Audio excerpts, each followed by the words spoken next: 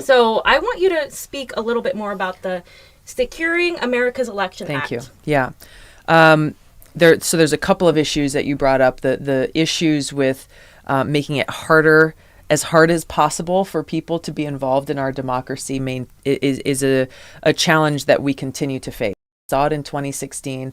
We saw it in the 2018 midterm elections, where these obstacles are put in place to try to prevent people from voting who are not going to vote on quote unquote your side. Right. To strengthen our democracy, we've got to make sure that we're doing all we can to make it as easy and as accessible as possible and remove as many of these barriers as possible, whether or not the voters in one location or another are going to be voting for your team or not. So that's an issue that we need to continue to try to address.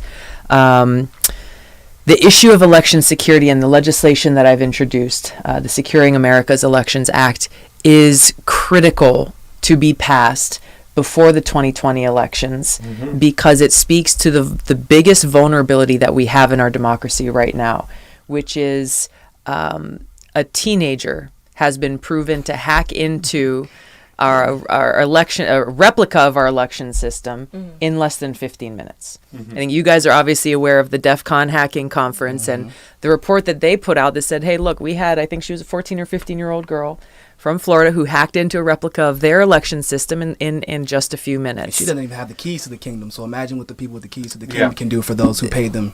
So as we talk about interfering in our elections, what we're really talking about is the ability for rogue actors or bad actors, whether they be individuals or groups or countries, right now today would be able to go in and manipulate the count of votes that we cast, manipulate the outcomes of our elections, which threatens to undermine our democracy itself. If people don't have a basic trust and faith that the votes that we cast, which represent our voices, will be counted accurately, then what do we have? So, solution.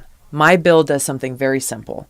It makes it so that every state would use either a paper ballot or a voter-verified paper backup to ensure that no matter the circumstance, if ever the outcome of the election is called into question, there is a paper trail. There is a paper trail. Absolutely. That can be audited to say, yeah, there was manipulation taking place, or there was a hack, or there wasn't, or whatever. Without that paper trail, there is no other way. There's no other way to protect our votes. Really quick, before I let Paz ask his question, who has co-sponsored this? What progressives, I should ask, have co-sponsored this? I introduced it in 2017. Actually, I think it was early 2018. I introduced it in 2018.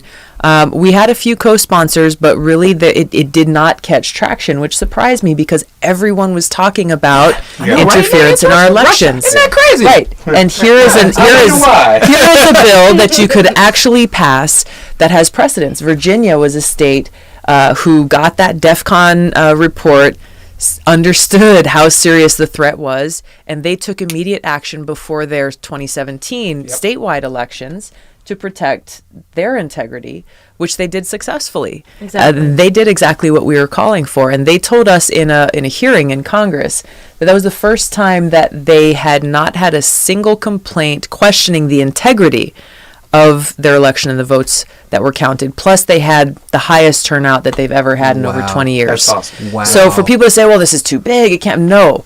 Virginia did it in several weeks. It's not big at all. I mean, it's paper. It's just Exactly. paper ballots. Exactly.